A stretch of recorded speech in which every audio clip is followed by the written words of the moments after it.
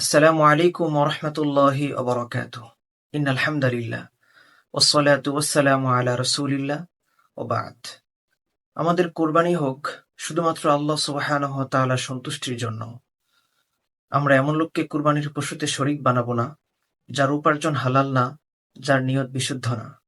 প্রিয় ভাইরা, আল্লাহ সুবহানাহু ওয়া তাআলা আমাদের কুরবানির পশুর রক্ত কিংবা গোশত কোনো কিছুই দেখেন না। আল্লাহ তাআলা দেখেন মুমিনের তাকওয়া।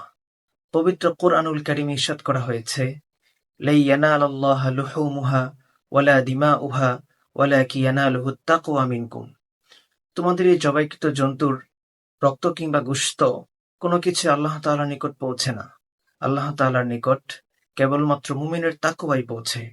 আমাদের সমাজে এমন লোক আছে যারা লক্ষ লক্ষ টাকা খরচ করে কুরবানি করে, অথচ তাদের নিয়ত পরিশুদ্ধ না হওয়ার কারণে তারা লক্ষ লক্ষ টাকা খরচ করেও আল্লাহ তাআলার সন্তুষ্টি অর্জন করতে পারে না।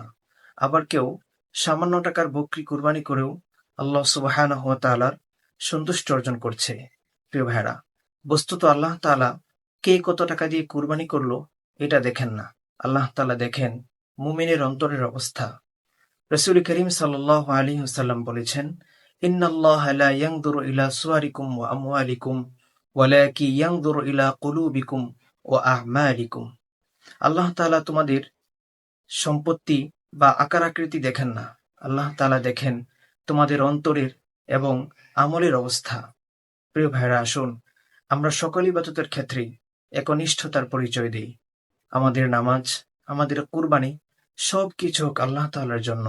পবিত্র কোরআনে বলা হয়েছে, কুল ইন্না সলাতি ওয়া নুসুকি ওয়া মাহইয়ায়া ওয়া মামাতি লিল্লাহি রাব্বিল আলামিন।